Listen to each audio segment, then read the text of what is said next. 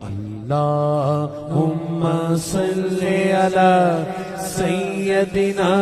ومولانا محمد الحمد للہ الذی ذی العزت والعلا والصلاة والسلام علی سید الانبیاء اما بعد اعوذ باللہ من الشیطان الرجیم بسم اللہ الرحمن الرحیم الصلاة والسلام علیک یا سیدی یا رحمتا للعالمین وعلی آلک واصحابک یا سیدی یا خاتم النبیین معین الملت والدین عطاء رسول ہند الولی غریب نواز حضرت خواجہ معین الدین چشتی رحمت اللہ تعالیٰ علیہ۔ خواجہ صاحب رحمت اللہ علیہ نے بڑی بھرپور زندگی گزاری۔ آپ کی کچھ تعلیمات عرض کرنا چاہ رہا ہوں۔ خواجہ صاحب رحمت اللہ علیہ نے بڑے سخت ریاضتیں کی، مجاہدے کیے، دن بھر تبلیغ دین کا فریضہ سر انجام دیتے۔ خواجہ صاحب رحمت اللہ تعالیٰ علیہ کے خلفاء فرماتے ہیں کہ خواجہ صاحب روزانہ اتنا لنگر پکواتے تھے، اتنا وسیع لنگر ہوتا تھا کہ جتنے مرضی لوگ شام تک آتے تھے لیکن وہ ختم نہیں ہوا کرتا تھا۔ لیکن اپنا حال یہ تھا کہ رات کی پکی ہوئی ایک روٹی لیتے تھے، اس کو پانی میں بھگو لیتے تھے، کچھ گھنٹے جب وہ بھگوئی رہتی تھی نرم ہو جاتی تھی، پھر اس کو تناول فرمایا کرتے تھے۔ اور فرماتے ہیں کہ جو کام کرتے ہم نے خواجہ صاحب کو سب سے کم دیکھا ہے وہ ہے کھانا کھاتے اور سوتے۔ یہ دو کام کرتے ہم نے انہیں بڑا کم دیکھا، اور زیادہ تر ان کا وقت عبادت میں، ریاضت میں، تلاوت میں گزرا کرتا تھا۔ 50 سال کا عرصہ انہوں نے اس طرح گزارا ہے کہ عشاء کے بعد تھوڑی دیر کے لیے چند گھنٹوں کے لیے گھر تشریف لے جاتے تھے، پھر واپس لوٹتے تھے اور فجر تک مسجد میں عبادت کیا کرتے تھے۔ کئی دفعہ حضرت خواجہ اجمیر علیہ رحمہ پر وہ وقت بھی گزرا ہے کہ ایک دن میں 2 قرآن پاک ختم فرمایا کرتے ہیں۔ ایک دن میں 2 قرآن پاک، ایک قرآن پاک صبح میں ختم ہوا، ایک قرآن پاک رات میں ختم کر دیا۔ خواجہ صاحب علیہ رحمہ اس درد کے ساتھ تلاوت فرماتے تھے کہ لوگ کہتے ہیں کہ وہ تو بیدار رہتے ہی تھے، تلاوت سننے والے بھی آنکھیں کھول لیا کرتے تھے۔ خواجہ صاحب رحمت اللہ تعالیٰ لیکن نوافل کی کثرت کا کوئی اندازہ ہی نہ تھا۔ خواجہ صاحب کے ریاضتیں، مجاہدے، عبادتیں، یہ ساری چیزیں اپنی جگہ مسلمہ تھیں۔ اس کے ساتھ ساتھ جب وہ اپنے خلفاء کی، اپنے مریدوں کی تربیت کرتے تھے تو رنگ نرالا ہوتا تھا۔ خواجہ قطب الدین بختیار کاکی رحمت اللہ علیہ فرماتے ہیں جب میرے شیخ، میرے مرشد، میرے ملجا، میرے آقا حضرت غریب نواز رحمت اللہ تعالیٰ علیہ مجھے دلی بھیجنے لگے تو میں نے عرض کی کہ حضور کچھ نصیحتیں فرما دیں۔ تو کہتے خواجہ صاحب نے مجھے 4 نصیحتیں فرمائی، 4 باتوں کا درس ارشاد فرمایا۔ سب سے پہلے خواجہ صاحب نے فرمایا یاد رکھنا درویشی اس طرح کرنا کہ بادشاہی معلوم ہو، فقر اس طرح کا ہو کہ تم بادشاہ معلوم ہو۔ اور دوسرا خواجہ صاحب رحمت اللہ تعالیٰ علیہ فرمانے لگے جب کوئی تیرے پاس آئے نا تو وہ خالی نہیں جانا چاہیے، بھوک لگی ہو تو اسے روٹی ملنی چاہیے، کپڑے کی ضرورت ہو تو اسے خیرات ملنی چاہیے،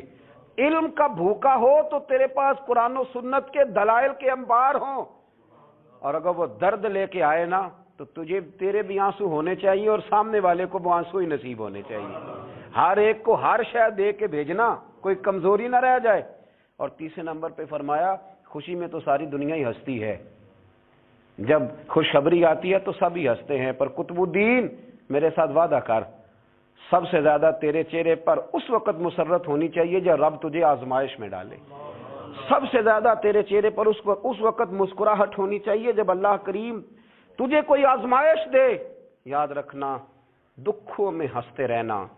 اس کی طرف سے آنے والی آزمائشوں کو اس کا تحفہ سمجھنا۔ قطب الدین یہ تیرا رنگ جب بنے گا تو پھر میں سمجھوں گا میں نے تربیت کی۔ اور چوتھے نمبر پہ فرمایا یاد رکھنا دشمنیاں نہ پالنا، بلکہ دشمنی کے جواب میں بھی دوستی پالنا، اس لیے کہ جو دشمنیاں پالتے ہیں وہاں بغض پیدا ہوتا ہے، اور جو دوستیاں پالتے ہیں ان کے دلوں میں اللہ محبت کی خوشبوئیں پھیلا دیا کرتا ہے۔ یہ انداز تربیت حضرت خواجہ اجمیر علیہ رحمہ کا، یہ انداز، اور فرماتے ہیں ہر آنے والے کے ساتھ ان کا انوکھا رویہ۔ خواجہ حمید الدین ناگوری رحمت اللہ علیہ فرماتے ہیں کہ میرا یہ حال تھا کہ میں بڑا خوبصورت تھا خواجہ صاحب کے پاس آنے سے پہلے، بہت سارے لوگ مجھ سے محبت کرتے تھے، تو جب میرے اندر کچھ تھوڑے سی حسن تھا، کچھ خوبصورتی تھی تو میں اس سے آگاہ بھی تھا، میں سمجھتا تھا۔ کہتے ہیں جب حضرت خواجہ کی خدمت میں آیا میں نے کہا حضور مرید کر لیں، تو کہتے ہیں کیا انداز تربیت تھا۔ فرمانے لگے جہاں پہلے ہی اتنے لوگ بستے ہوں وہاں معین الدین کیسے بسیرا کرے گا؟ اتنے لوگوں کی موجودگی میں کیسے آؤں گا میاں؟ پہلے اتنے بسائے ہوئے ہیں، سب کو نکال۔ تو حضرت خواجہ اجمیر علیہ رحمہ نے جب یہ کہا تو خواجہ حمید الدین ناگوری رحمۃ اللہ علیہ اٹھ کے قدموں میں بیٹھ گئے، کہنے لگے حضور سارا زمانہ میرے پیچھے بھاگتا ہے،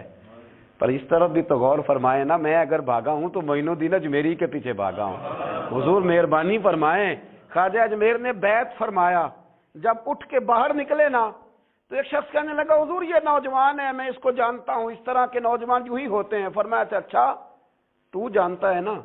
پر معین الدین کا بننے سے پہلے جانتا تھا، اب یہ میرا بن گیا، اگر جاننا ہوا نا تو ذرا جا گلی میں کچھ لوگوں سے بات کر رہا ہے، دیکھ لے کیا بات ہو رہی ہے۔ خواجہ حمید الدین باہر نکلے تو پرانے یار ملنے آ گئے، انہوں نے کہا چلو، آپ فرمانے لگے میاں اب نہیں جانا، اب دو گلیاں یاد کرنی ہیں، ایک جو شیخ کے گھر جاتی ہے اور دوسری جو واپس آتی ہے، اب دوبارہ بھائی کہیں بھی نہیں جانا۔ نے کہا جناب وہ فلاں بھی بلا رہا ہے، تو خواجہ حمید الدین صاحب نے کوئی بڑا ہی جملہ بول دیا، فرمانے لگے وہ بلا رہا ہے تو کیا ہوا، اب تو جنت کی حور بھی بلائے گی تو نہیں جانا، اب نہیں جانا، اب میں نے تربیت لے لی ہے، اب میں نے فیض لے لیا ہے، اب میں نے ادھر ہی توجہ رکھنی ہے جہاں کا میں ہو گیا ہوں۔ ایک در پھڑیے محکم پھڑیے، پھر ایک دے ہو کے مریے، یک در گیر تے محکم گیر۔ یہ جگہ جگہ جانے کا کیا مطلب؟ یہ تربیت ہے، یہ انداز ہے، یہ معیار اور یہ سٹیٹس خواجہ صاحب نے اپنے مریدوں کو سکھایا۔ اتنی عبادت ہے، اتنی ریاضت ہے، اتنی تربیت ہے، پھر بھی رو پڑے ہیں، پھر بھی بڑھاپا آیا ہے تو تڑپ اٹھے،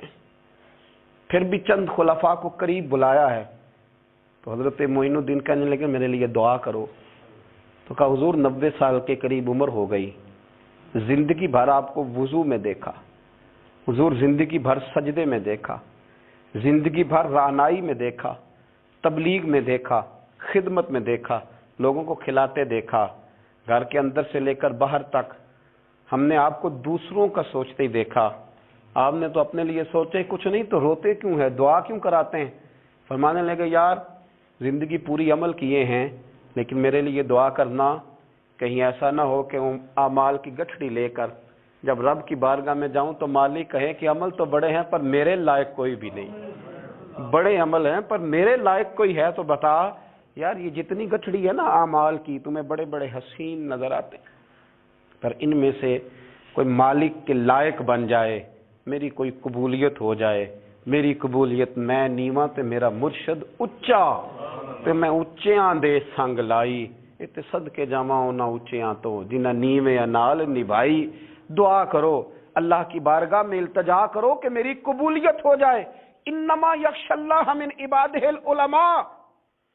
قرآن مجید نے کہا کہ اللہ کے بندوں میں سے جو عالم ہوتے ہیں ان میں خشیت ہوتی ہے، ان میں خوف ہوتا ہے، وہ چونکہ جانتے زیادہ ہیں تو وہ ڈرتے بھی زیادہ ہیں، ان کے اندر احساس بھی زیادہ ہوتا ہے۔ حضرت عبداللہ ابن مسعود رضی اللہ تعالیٰ عنہ فرمایا کرتے تھے کثرت کلام کرنے والا تو عالم نہیں ہوتا، اللہ سے زیادہ ڈرنے والا عالم ہوتا ہے،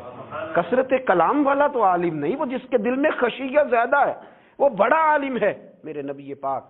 علیہ السلام نے فرمایا میں تم سب سے بڑھ کر اپنے رب کو جاننے والا ہوں،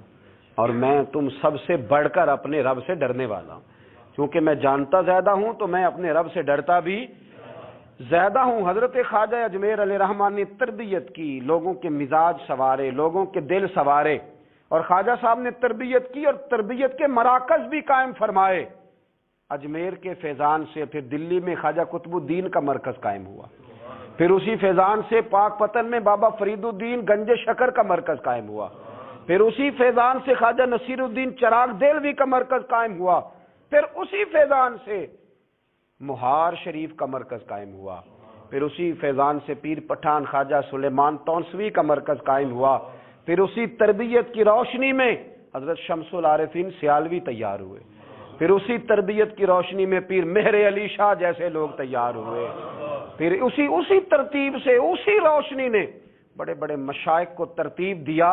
اس لیے کہ وہ مرتب کرنے والے تھے، وہ ترتیب دینے والے تھے، وہ کام کرنے والے تھے۔ بنگلے، کوٹھیاں، جائیدادیں، مکان اور گاڑیوں کے ساتھ لوگوں کے سامنے نمودار نہیں ہوئے، وہ ہوئے تو اپنے تربیت یافتہ خلفاء کے ساتھ نمودار ہوئے، انہوں نے تربیت کی، مراکز بنائے۔ دعا کریں اللہ تعالی ہمیں تعلیمات پر عمل کی توفیق عطا فرمائے، نقش قدم چلنے کی توفیق عطا فرمائے۔ آخر دعوانا